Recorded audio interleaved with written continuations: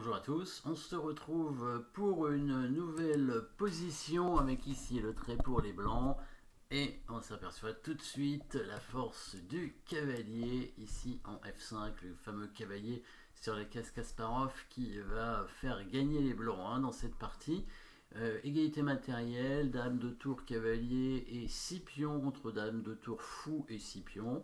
Mais le fameux cavalier en F5 qui donne un pion d'avance virtuel pour les blancs. Et on va tout de suite essayer de l'utiliser. Alors les noirs qui tentent de l'échanger à tout prix avec le fou qui est revenu sur sa case de départ pour prendre ce cavalier. Mais les blancs vont en profiter pour faire un bon coup, évidemment. Une attaque, alors on peut regarder les coups forcés, 2 échecs avec le cavalier justement.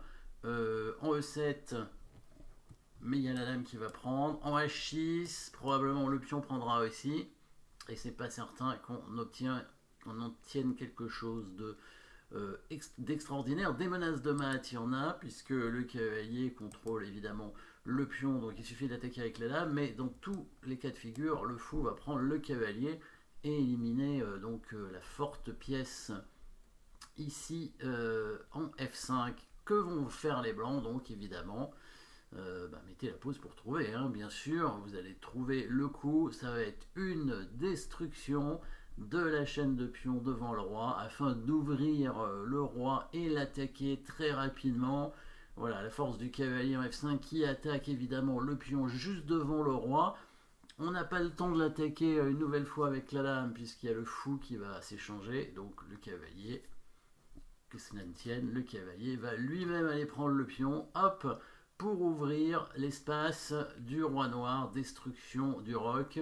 Bien sûr, les noirs sont un peu dans l'obligation de prendre, sinon le cavalier va revenir peut-être de l'autre côté pour éviter l'attaque du fou et du coup menacer des mates avec la dame qui pourrait arriver très rapidement.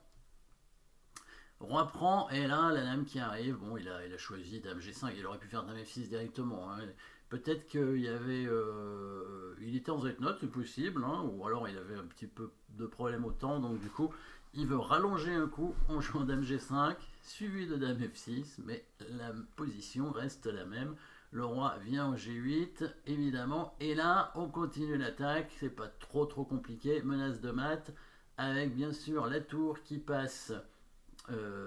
devant les pions. Alors elle était déjà devant les pions, mais elle ne pouvait pas intervenir sur cette rangée étant donné qu'il y avait le fou bien sûr qui contrôlait la case en G4, donc il faut descendre d'une case simplement pour menacer discrètement le mat de l'autre côté. Alors comment les noirs vont-ils pouvoir parer ce mat? Il y aurait la possibilité de mettre le fou devant, mais la tour va l'attaquer et après on pourrait simplement attaquer le fou avec un pion, par exemple si il prend le pion ici avec la dame, on fait échec. Le fou arrive ici et là il suffit d'avancer ce pion par exemple pour aller gagner le fou. Autre possibilité, faire échec évidemment avec la dame, c'est plus simple.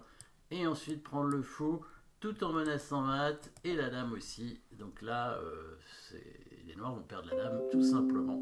Dans cette position, les noirs perdront la dame contre la tour obligatoirement.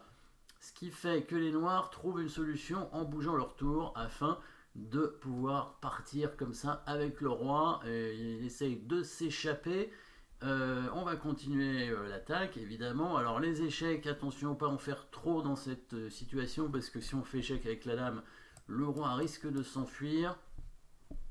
Donc il est important de créer plutôt une menace de mat tout en conservant la dame où elle est. Donc la menace de mat en un coup, vous l'avez trouvé. La tour qui monte en G7, beaucoup mieux que la tour en F3 bien évidemment, puisque la tour en G7 pourrait aussi menacer mat d'une autre façon en prenant le pion et en faisant mat en H8. Par exemple, dans la variante, s'il fait dame C7 pour défendre le pion, là les blancs pourraient mater de façon imparable en prenant le pion en H7 et en mettant ensuite la tour en H8.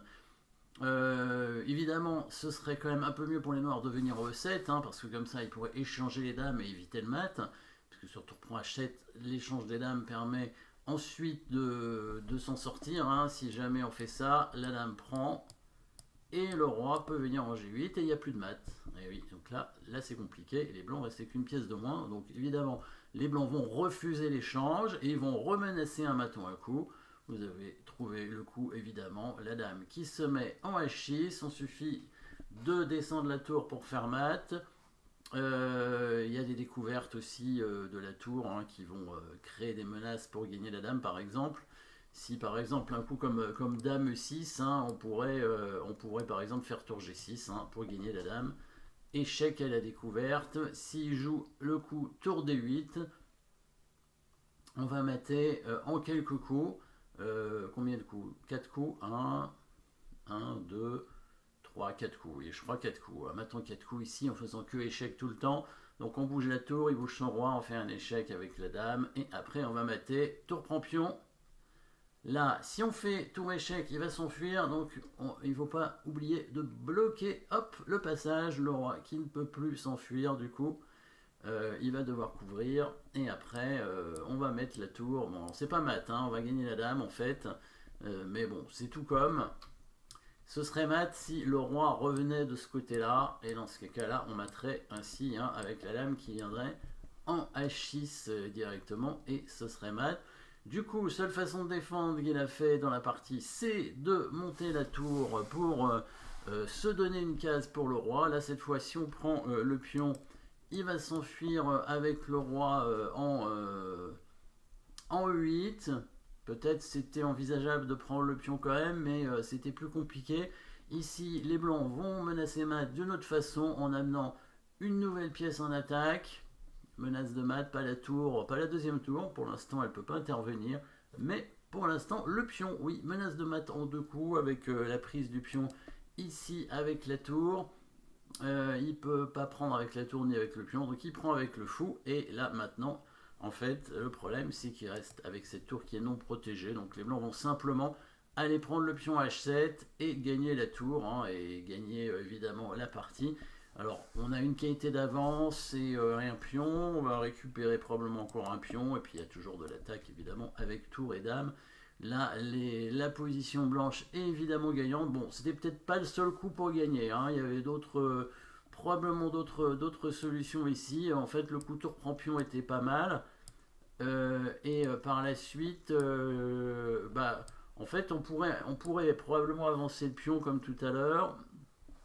Ou peut-être prendre le pion, ramener la tour peut-être en D1 afin d'essayer de bloquer le roi.